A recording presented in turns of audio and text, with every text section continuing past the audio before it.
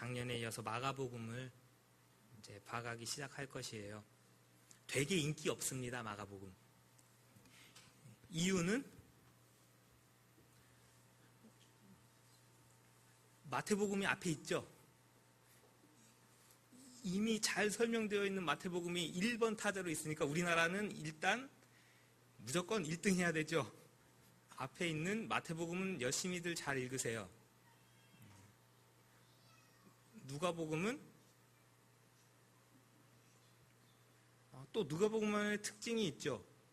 여성들을 강조하고 사회적 약자들에 대한 복음으로 아주 유명하게 누가복음이 자리하고 있어요.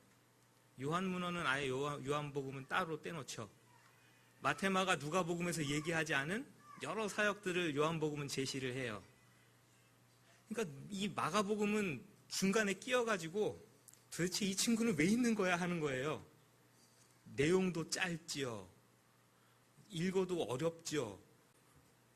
그래서 기독교 개신교 2000년 이상의 역사 동안 굉장히 외면되어 있었던 것이 마가복음이에요. 근데 이제 마가 우선설이라 그러죠. 마가복음이 제일 먼저 쓰여진 복음서라는 것에는 크게 일리가 없습니다. 그런 연구들이 진행되면서 관심을 갖기 시작한 거죠. 그래서 여러 논의들, 여러 학문적인 업적들 그런 것들이 쌓여가면서 마가복음은 이런 것을 강조하기 위해서 우리에게 하나님께서 주신 거다라는 게 이렇게 드러나기 시작하는데 두 가지입니다. 오늘 읽은 부분에서도 그 한 가지가 굉장히 부각돼서 드러날 것이에요. 기독론과 제자도예요. 기독론이라 하면 예수님은 누구신가? 예수님이 어떤 분인가? 마가복음은 그것을 굉장히 명쾌하게 드러냅니다.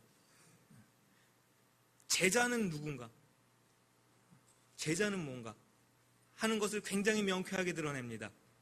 이 짧은 복음서 16장 안에 예수님이 누구셔? 그럼 예수님을 따라간다는 제자는 도대체 누구야? 근데 유독 제자에 대해서 비관적으로 안 좋게 얘기하는 게 많아요. 너희들 아직도 못 깨닫느냐? 아직도 눈이 어두워 있고. 왜 마가는 그런 식으로 제자들을 묘사했을까요? 하는 것들이 마가복음에서 굉장히 부각해서 보여주는 것이에요. 항상 기억해 놓으십시오. 예수님이 누구신가? 제자는 누군가? 마가복음을 읽으면서 이 두 가지를 놓지 않고 쭉 가지고 가시면은 우리 교회가 굉장한 유익을 마가복음을 통해서 얻게 될 줄로 믿습니다. 하나님의 1절, 2절, 3절이 하나로 묶어 있다고 보시면 돼요. 하나님의 아들 예수 그리스도의 복음의 시작, 이게 표제같이 되어 있습니다. 이 시작이라고 되어 있는 것은요, 태초하고 똑같아요. 태초에 하나님이 천지를 창조하시니라 할 때 그 태초, 처음 시작. 요한복음 1장 1절에 태초에 말씀이 계시니라 할 때 그 태초하고 똑같은 단어예요. 시작. 그래서 마가복음은 새로운 시작을 얘기하는 거죠. 그리스도 예수를 통해서 하나님이 하실 새로운 일의 시작이야. 그게 누구를 통해서 이 땅 가운데 임했느냐? 예수님 통해서요. 그리스도 예수를 통해서 하나님의 새로운 구원 활동, 새로운 하나님의 나라를 만드시고 확장해 나가시는 일을 드디어 시작하셨습니다. 그 근거가 어디 있느냐 하면서 그 근거를 붙인 것이 2절, 3절이에요. 세 군데의 구약을 인용합니다. 출애굽기 23장 20절, 말라기 3장 1절, 이사야 43절이에요. 이사야의 예언하기를 하면서 이사야로 다 소급했지만 사실 세 군데예요. 조금 귀찮으셔도 한번 찾아서 읽어주시겠어요? 출애굽기 23장 20절입니다. 구약을 찾아가셔서 도대체 이 예수님을 통한 복음이라는 것이 뭐예요? 구약의 근거를 들면 도대체 어디서 출애굽기 23장 20절입니다. 자, 찾으셨으면 읽어보실까요? 시작. 내가 사자를 내 앞서 보내어 길에서 너를 보호하며 너를 내가 예언한 곳에 이르게 하리라. 처음 하나는 이 부분을 인용한 거네요. 이스라엘이 가나안 땅에 들어가서 정착하는 것을 염두에 두고 하신 약속이에요. 특히 20절에 오늘 예비한 곳에 이르게 하리라는 것은 가나안 땅을 차지하게 하시는 하나님이죠. 출애굽기 이 문맥상에 보시면 가나안 땅을 차지하는 것은 전쟁 이야기예요. 들어가서 전쟁에서 몰아내고 차지하게 하시는 거거든요. 이스라엘 백성들이 잘나서 한 거 아니에요. 하나님이 하신 전쟁이에요. 하나님께서 이스라엘 백성들을 이끌고 들어가셔서 하나님이 땅을 차지하게 하시는 거예요. 그 약속의 문맥 안에 있는 것이 출애굽기 23장 20절입니다. 말라기 3장은요. 말라기 3장을 찾아보시면 만군의 여호와가 이르노라 보라 내가 내 사자를 보내리니 그가 내 앞에서 길을 준비할 것이요 너희가 구하는 바 주가 갑자기 그의 성전에 임하시리니 곧 너희가 사모하는 바 언약의 사자가 임하실 것이라. 2장부터 읽어보시면요 투닥투닥 싸웁니다. 백성들 제사장들이 말로 여호와를 너무나 피곤하게 한다. 그러니까 백성들이 따져 묻죠. 우리가 언제 여호와 하나님을 피곤하게 만들었습니까? 공의의 하나님이 어디 계시냐? 2장 17절이에요. 그에 대한 대답이 3장 1절로 나오는 겁니다.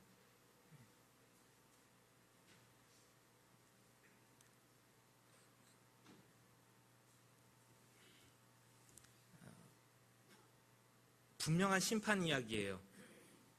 왕이 오시는데 제2의 출애굽을 해서 온 이스라엘 백성들이 하나님 앞에 예배드리는 것도 시들해지고 하나님과의 관계도 다 틀어지고 예배는 형식으로 남고 나가가지고는요 3장 5절에 가시면 그 사람들이 하나님의 심판 앞에 있을 죄악들이 열거되는데요. 술수를 행하고 간음하고 거짓 맹세하고 품꾼 과부 고아를 억압하고 나그네와 이방인을 외면하고 여호와를 경외하지 않는 그것에 대해서 심판하실 것이에요. 이유는 그들을 그렇게 심판해서 다시 불로 정결케 하시는 하나님, 잿물로 씻으시는 하나님의 역할이 사역이 다시 그들을 하나님께 온전한 예배를 드리는 것으로 돌려놓는 것이에요.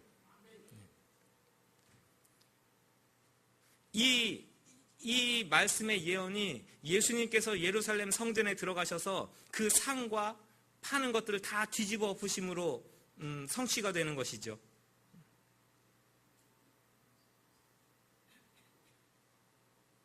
이사야 40장 3절은요. 이사야 40장 1절은 위로예요. 내 백성을 위로하여라. 하나님의 저들의 죄악 때문에 하나님의 심판이 임해서 예전보다 배나 괴로움을 당하였으나 이제는 끝났다. 이제는 끝났다. 아무런 광야의 길도 없는 곳에 하나님께서 친히 길을 내시면서 오셔서 이스라엘 백성들을 인도하시고 도와주실 것이라. 그때는 산들도 낮아지고 골짜기도 메워지고 평지가 되고 그 이야기가 이사야 40 거기 나오는 거죠. 40장 9절부터는 복음 이야기예요.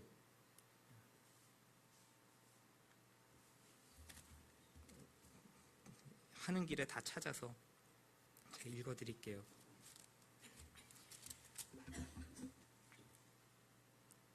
아름다운 소식을 시온에 전하는 자여 너는 높은 산에 오르라. 아름다운 소식을 예루살렘에 전하는 자여. 전한다는 것이 복음이라고 번역이 돼요. 70인역에는 유앙겔리온이 이 전하다예요. 복음이 뭐냐 도대체. 마가복음 1장에서도 예수님을 통한 복음이 도대체 뭐냐. 여호와께서 강한 자로 임하실 것이다. 그 정확한 번역은 여호와께서 권능을 떨치면서 이스라엘 백성들에게 오신다. 그리고 그의 팔로 다스리실 것이라. 다스린다는 건 왕권을 행사하신다는 거예요. 복음은 뭐냐? 하나님께서 강한 손으로 이스라엘 백성들에게 오셔서 하나님의 왕권과 다스림을 그들에게 실현시키는 것이 복음이에요. 그럼 출애굽기, 말라기, 이사야에서 얘기하는 주의 길을 예비하라. 이 이야기는 뭐냐? 하나님께서 땅을 차지하게 하시던 이야기, 부정하고 죄악된 성전을 정결하게 하시던 이야기, 빼앗겼던 모든 자들에게 위로하시고 다시 복음을 전해주시면서 다시 회복하시는 이야기의 응축이죠. 중요한 것은 이 모든 새 이야기의 주체는 누구냐면 구약에서는 하나님이에요. 하나님 자신이에요. 하나님 자신이 오셔서 땅을 차지하게 하시고, 하나님 자신이 오셔서 정결하게 하시고, 하나님 자신이 오셔서 위로하시고 구원을 베푸실 거예요. 마가는 이 이야기들을 다 누구에게로 소급시키느냐? 그렇죠. 그리스도 예수께서. 도대체 그리스도 예수는 누구시냐? 구약의 이스라엘 백성들을 이렇게 구원하시고 회복하시던 그분이 바로 그리스도 예수이시고, 예수님 통해서 새로운 이스라엘 백성들을 이렇게 회복하실 것이고, 새로이 임하는 하나님의 나라를 차지하게 하실 것이라. 그리스도 예수 안에서 이 은혜가 임할 것입니다. 그것을 구약을 인용하면서 지금 우리의 번역으로는 이렇게 되어 있죠. 이것도 두 가지가 싸우고 있는 거예요. 기록된 것과 같이 3장 끝에 세례 요한의 광야에 이르러 이렇게 돼서 구약의 예언이 세례 요한에게 되어 있는 것처럼 번역되어 있는데요. 사실 그렇게 되어 있지 않다고 볼 수 있어요. 그 견해가 더 사실 지금은 힘을 얻습니다. 예수 그리스도의 복음의 시작, 그 다음에 기록된 것과 같이예요. 그리고 구약을 쭉 이어서 이 기록된 것과 같이는 구약 본문 인용에 대한 명확한 표시거든요. 그 표시는 항상 위에 있는 것에 대한 부연 설명으로 들어가지, 이걸 해놓고 세례 요한이 왔어요 하고 이렇게 하는 것은 성경에 없어요. 신약 성경에. 그러니까 1, 2, 3절이 하나로 묶여 있다고 보시면 돼요. 그렇게 해놓고 세례 요한이 나옵니다.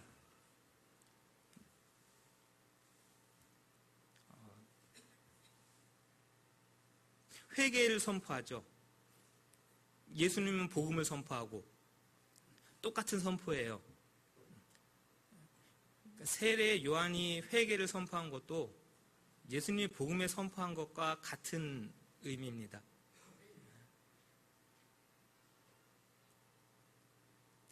세례 요한이 낙타옷이죠. 낙타옷을 입고 허리띠를 쫄라매고 메뚜기와 석청 먹는 이야기는 구약의 엘리야를 묘사하는 거죠. 디셉 사람 엘리야. 털이 많은 사람인데 허리에 가죽띠를 띄었더이다. 그러니까 그 사람 디셉 사람 엘리야야 하고 알아볼 만큼이었잖아요. 그 엘리야는 나중에 뭐 할 거냐? 말라기서에 보시면 여호와의 날이 이르기 전에 엘리야가 와서 사람들의 마음을 돌려놓을 것이라. 그렇죠? 그러니까 사람들이 세례 요한이 나와서 세례를 막 베푸니까 엘리야의 복장을 하고 다 기대 만발입니다. 이야, 드디어 우리나라가 회복될 때가 왔다. 구약에서 말한 엘리야가 와가지고 회개의 복음을 선포하니 그리고 눈이 다 어디로 가 있는 거예요? 세례 요한에게 가서 수많은 사람들이 세례 받으려고 머리를 비밀고 오는 겁니다. 근데 마가복음의 기자는 그게 아니에요. 그게 아니에요. 세례 요한이 그러죠. 나는 물로 세례를 베푸는데 내 뒤에 오시는 분은 나하고는 차이가 나요. 이거는 비등비등한 것도 아니에요. 나하고 차이가 나는데 어느 정도냐? 나는 그분의 신발끈을 묶고 푸는 것도 못할 만큼. 그러니까 관심은 어디에 있는 거예요? 예수님께로 다 모아놓고 있는 거예요. 세례 요한이 뭘 입고 나와서 뭘 먹으면서 어떤 세례를 베푸는지 그게 중요한 게 아니에요. 여러분 어느 교회에 다니셨고 어느 목사님한테 세례를 받으셨고 그게 중요한 게 아니에요. 나보다 뒤에 오시는 그리스도 예수께서는 성령으로 세례를 주실 것이래요. 사실 물과 성령도 중요한 게 아니에요. 세례 요한은 어느 것에 근거해서 세례를 줬을까요? 물로 베푸는 세례를. 구약에 세례 준 예가 있나요?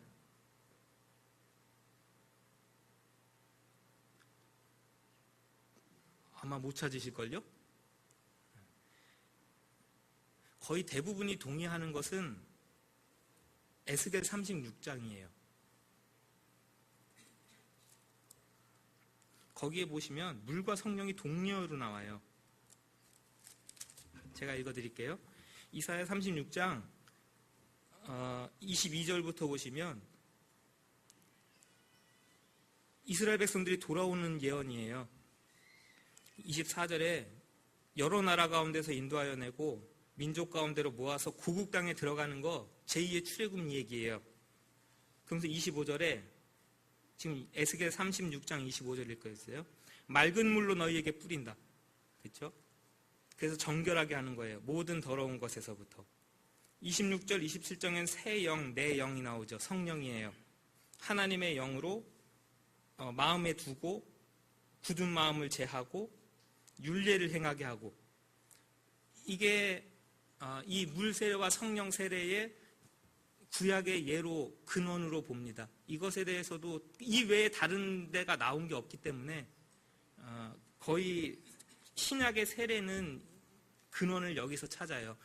그럼 물과 성령은 사실 이퀄이에요. 물로 깨끗게 하고 성령으로 정결케 하고. 그러면 굳이 세례 요한이 나는 물로 세례를 주고 예수님은 성령으로 세례를 줄 것인데 이 차이는 극명하다 얘기한 것은 물과 성령의 차이라기보다 둘 다 당사자의 정결과 갱신의 초점이 포커스가 있어요. 근데 사람이 사람을 정결하게 못해요. 그렇죠? 사람이 사람을 새롭게 못해요. 예수께서 성령으로 세례를 주신다는 것은 어떤 사람에게 물로 받는 것보다 더 궁극적이고 근본적인 정결과 갱신이 누구를 통해서 우리에게 임할 것인가? 그리스도 예수를 통해서 임할 것입니다. 그리스도 예수를 통하지 않고는 하나님께 합당한 정결함이 우리 가운데 임할 수가 없는 거예요.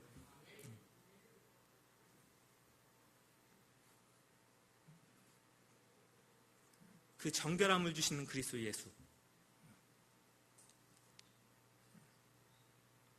그 예수의 사역이 어떤 식으로 이루어질 것인가? 그게 세례를 받으시는 장면에서 일어나는 거예요. 와, 벌써 36분이에요. 제 마음이 바빠요, 지금. 마태복음, 누가복음하고 마가복음이 틀리게 되어 있는 거예요. 한국 번역상으로는 똑같은데 하늘이 찢어졌다고 되어 있죠. 마태와 누가는요, 이것이 열렸다라고 표현합니다. 단어 자체가 틀려요. 아노이고는 열렸다예요. 여는 거는 열고 닫고 가능한 이야기고요. 이거는 스키조는요, 찢어진 거예요. 이 휘장이 찢어졌다는 거하고 마가복음은 이렇게 돼 있어요. 하늘이 찢어져서 그리스도 예수께서 왕이 되심이 인정되고, 휘장이 찢어지면서 예수님의 십자가의 사역이 완성되죠. 그럼 이 휘장이 찢어지는 사건은 성전의 멸망이냐? 감춰져 있는 거죠. 이 휘장이라는 것은 하나님의 임재와 영광이 그 휘장 뒤에 가려져 있는 거예요. 근데 예수님이 십자가에서 죽으실 때에 그 휘장이 찢어지면서는요, 그 하나님의 은혜와 영광이 이스라엘인들 뿐만 아니라, 그래서 겉에 섰던 백부장이 그러죠. 저는 실로 하나님의 아들이었다고. 전 인류 모든 사람들에게 펼쳐진 하나님의 은혜를 상징하죠. 하늘이 찢어지면서 그리스도 예수께서 하나님의 아들이심이 인정되는 것은 이를 통해서, 예수님을 통해서 전 우주적인 하나님의 은혜와 통치가 우리 모든 인류에게 임하실 것이에요. 그러면서 저는 내 아들이니, 그렇죠? 내 사랑하는 아들이라 내가 너를 기뻐하노라. 이것도 구약의 불이에요.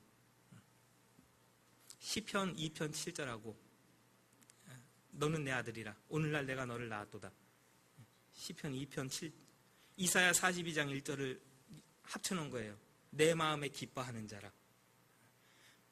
시편 2편은 아주 유명한 제왕이십니다. 왕이시죠. 2절에 보면 왕이 기름 부음 받아요. 그리고 하나님의 양자로 임명되죠. 그 사람이 하나님을 대신해서 백성을 다스리고 원수의 세력으로부터 이스라엘을 보호해요. 그런 제왕이 대관할 때 읽던 제왕시입니다. 근데 여기는 성령이 임하는 그런 얘기는 없어요. 그럼 성령 임하는 이야기는 이사야에서 가져온 거예요. 이사야서를 배경으로 해서. 이사야 42장을 이게 신약을 읽는 건지 구약을 읽는 건지 모르시겠죠. 신약이 이렇게 구약을 배경으로 해서 다 쓰여져 있답니다. 내가 붙드는 나의 종, 내가 기뻐하는 자. 이사야 42장 1절 읽고 있어요. 곧 내가 택한 사람을 보라. 내가 나의 영을 그에게 주었은즉 그가 이방의 정의를 베풀리라.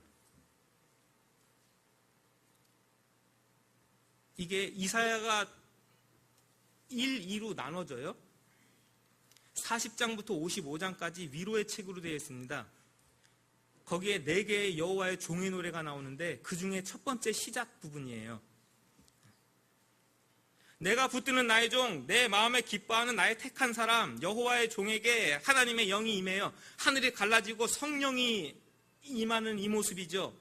그런데 구약에서 얘기하는 여호와의 종, 이 메시아는 도대체 어떤 사역을 감당하실 것이냐? 이방의 빛과 구원자가 될 것이에요. 그런데 아주 희한한 방법으로 이 사역을 감당하시죠.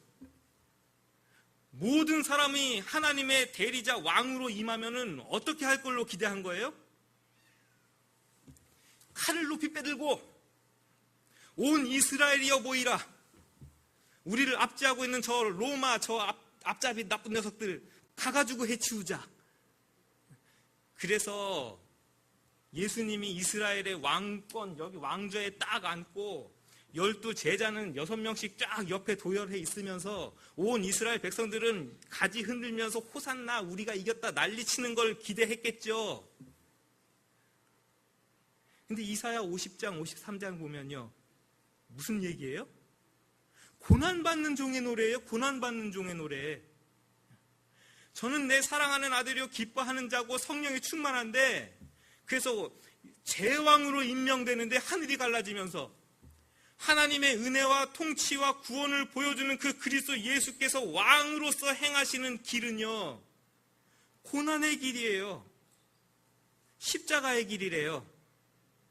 이제 여기서부터는 다 같이 아멘이 뚜그러들기 시작하죠. 이제 예수님이 왕이세요. 통치자세요. 와 아멘 했다가요. 그분이 가시는 길은 고난의 길이래요. 십자가의 길이래요. 거기서부터는요 다 같이 멘탈 붕괴입니다. 그게 실제적으로 일어나는 게 베드로예요. 나중에 우리 마가복음 9장 8장 읽을 때 8장 27절에서 빌립보 가이사랴에 나갈 때 너희는 나를 누구냐 물을 때요. 그렇죠? 베드로가 주는 그리스도시요 살아계신 하나님의 아들이십니다. 야 너 진짜 훌륭하다. 칭찬을 이만큼 해놨는데 그리고선 여태까지 한 번도 이런 죽음에 대한 고난에 대한 얘기 안 하셨었거든요. 그때 돼서야 비로소 알려주십니다. 이게 예루살렘 가시는 길에서 처음 일어난 일이에요. 내가 왜 예루살렘으로 가는지 아느냐? 고난받고 이사야의 종의 예언에서 말한 것처럼 고난받고 십자가에 죽으러 내가 가는 거야. 베드로가 앞에서 끌어내가지고 예수님 야단칩니다. 그러시면 안 됩니다. 어디 이스라엘의 메시아가 그런 게 어디 있어요? 고난을 왜 받아요? 왜 죽어? 저놈들을 죽여야지. 그때 예수님께서 뭐라 그러는지 알았어요? 베드로에게? 사탄아 내 뒤로 물러가라. 하나님의 길을 알지 못하는 자.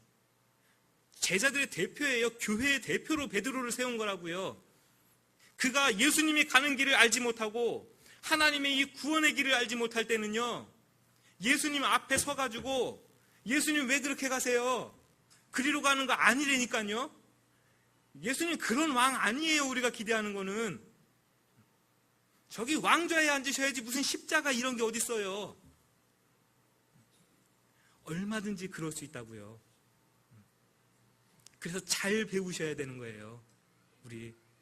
그리고 잘 따라가야 됩니다.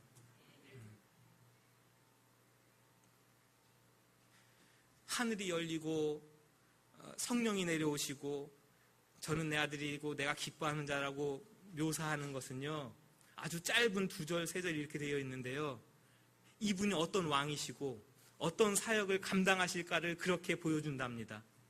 십자가의 길을 통해서 완성하실 거예요. 예수의 시험도 굉장히 짧죠. 12, 13절. 마태복음은요, 세계의 마귀의 시험을 막 받으시면서 이기시죠. 실패한 이스라엘의 백성들을 대표하시는 예수님이에요. 친히 이기시죠. 하나님의 말씀을 순종하심으로. 불순종으로 망했던 거예요. 광야에서 다 심판받고 먹을 거 없다고 만나 먹으면서 불평하다가 우상 숭배하다가 광야에서 그렇게 다 쓰러졌다고요. 근데 이제 예수님께서 이스라엘의 대표로 승리하십니다. 누가복음은요, 똑같은 내용인 것 같은데 시작 부분만 강조점을 딱 줬죠. 예수께서 성령에 충만하셔서. 그래서 성령의 능력으로 이기시는 예수님을 누가복음은 보여주세요. 근데 마가복음은요, 이거 아주 그냥 생뚱맞게 2절이 들어가 있어요. 광야로 몰아내셨어요. 시험을 40일 사탄에게 시험을 받고. 그러니까 이런저런 장황한 설명도 필요 없다는 얘기입니다. 하나님의 왕으로 임하신 그리스도 예수께서는요, 이미 승리하신 거예요. 이미 승리의 길을 가십니다. 좀 더 구체적으로 얘기하면 쓰고 있는 단어의 배열 자체가 틀려요. 성령이 예수를 이끌어 가셨다. 그리고 천사들이 수종들더라가 앞쪽으로 이렇게 나와 있습니다. 주문장으로. 그리고 아주 하찮은 것처럼 뒤로 빠져 있는 문장 2개가 뭐냐면 사탄에게 시험을 받으셨습니다. 그리고 들짐승과 함께 계셨습니다. 이미 이거는 상대가 안 돼요 라고 문장의 배열상 그렇게 해놓고 간단하게 지나가요. 예수님 이미 승리하셨습니다 하는 거예요. 예수님이 누구시냐? 이미 승리의 왕이세요. 십자가의 길로 승리하실 거예요. 그래서 이스라엘 온 우주적인 구원을 모든 이들에게 베풀 거예요. 그 안에 우리가 들어와 있는 줄 아시기 바랍니다. 그리고 마지막으로 땅 서셔가지고 복음을 전파하십니다. 드디어. 우리가 알고 있는 복음은 뭔가요? 믿음은 뭔가요? 여기 복음과 믿음이 다 나오는데 때가 찼고 파이널리에요. 마침내 구약에서 그렇게 기대하고 고대하던 하나님의 나라의 완성이 예수를 통해서 이루어지기 시작했는데 어떻게 해요? 하나님의 나라, 하나님의 다스림, 하나님의 통치가 그리스도 예수를 통해서 이 땅 가운데 임한 겁니다. 그 나라 안에 어떻게 할까요? 우리가 어떻게 들어갈까요? 따라하십시오. 회개하자. 되게 싫어하죠. 왜 성도를 죄인 만드느냐? 회개하십시오. 그러면은 왜 성도를 죄인 만들고 죄책감에 사로잡히게 하느냐? 회개에 대한 개념을 모르시니까 그래요. 뭐 잘못한 거 떠올라가지고 앞에 앉으셔가지고 눈물 콧물 흘리면서 1시간 기도하면 회개라고 생각하는데요. 세례 요한이 외친 회개도 예수님이 외친 회개도 우리의 전 삶과 전 인격을 그리스도 예수의 다스림 안에 다시 돌이키는 게 회개입니다. 그 회개가 일어나지 않냐고는 하나님의 나라, 하나님의 다스림 안으로 누구도 들어갈 수가 없는 거예요. 받아들여지지가 않습니다. 왜 우리 여기 나와 앉아 있습니까? 왜 예배 드리시나요? 은혜 받으시겠대요. 복 받으시겠대요. 죄송해요. 저희 교회는 그런 설교를 거의 한 적이 많이 없어서. 제가 성경을 읽으면서 그리스도 예수를 만나면서 얻는 우리의 교회의 가치, 우리가 받는 복의 가치는 우리가 그리스도 예수를 그렇게 닮아가고 따라가고 하나님의 다스림 안에 있는 것이에요. 그게 복인 줄로 아시기 바랍니다. 그게 은혜인 거예요.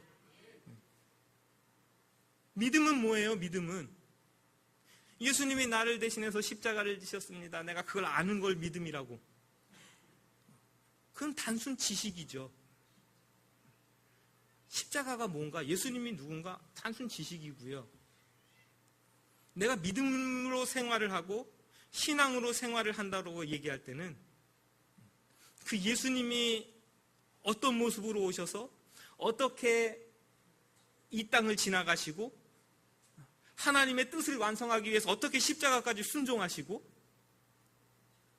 그러면 교회는, 제자는, 성도는 믿음 안에 있다는 것은요, 그걸 내가 알아요가 믿음이 아니고 그 위에 서서 함께 가는 게 믿음인 거예요. 마가복음은 그것을 제자라고 얘기하고 그것을 교회 공동체라고 얘기해요. 그래서 회개하고 복음을 믿으라는 것은 하나님의 본체 되신 예수께서 이렇게 육신을 입고 이 땅에 오셔서 하나님의 구원의 완성을 이런 식으로 가면서 보여줄 터이니, 교회와 성도된 우리 모두요, 딴 데 한눈 팔지 말고 예수님 따라갑시다. 예, 그거예요. 회개하고 복음을 믿으라. 예수님이 어떤 분이신가? 우리의 왕이십니다. 우리가 왕으로 고백한다면 그분이 우리의 삶의 지침입니다. 그렇죠? 우리가 따라가야 할 유일한 모범입니다. 그게 이 지상의 교회랍니다. 그리고 그 길을 잘 따라가는 사람들이 회개하는 자이고 믿음 있는 자들이에요. 오늘 눈물 콧물 흘리고 또 나가서 사기치고, 오늘 코 풀고 울면서 나가서 또 거짓말하고, 그게 회개가 아닌 거예요.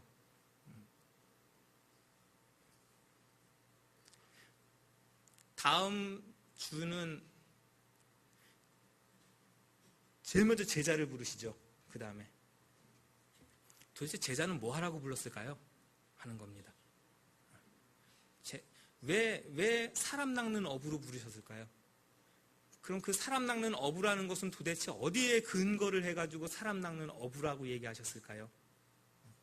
한번 그 다음 오늘 읽은 뒷부분들을 집에서 자꾸 읽어보시고, 제자는 뭐지? 세관에 있는 것 부르신 것도 그렇고, 3장에 12제자를 세우는 거, 6장에 파송하는 거, 부르시고 세우시고 파송하시는 제자들에 대한 이야기가 그렇게 중심적으로 세 군데로 이렇게 이 전반부에 제자 부름과 파송에 대한 이야기들을 앞으로 지속적으로 보게 되실 겁니다. 그러니까 쭉 같이 읽어보시고, 오늘 읽은 부분들도 잊어버리지 않게 집에 가셔서 자꾸자꾸 또 읽어보시면서 내가 따라갈 예수님이 어떻게 묘사되고 있고 어떤 분이신지 우리의 심령 속에 깊이 새기시는 한 주 되시기 바랍니다. 다시 한번 기도하시겠습니다. 마가복음 1장부터 읽어갑니다. 우리 모두에게 말씀의 지혜를 부어주시고 예수님이 어떤 분이신 줄 아는 지혜가 우리 안에 날마다 있으며 신실하게 예수님의 뒤를 따라가는 성도의 삶이 우리 안에 날마다 충만히 일어나도록 우리 모두를 도와주옵소서. 하나님의 지혜와 은혜를 우리 모두 위에 날마다 충만히 부어주시기를 간절히 원하며 예수님의 이름으로 기도하옵나이다. 아멘.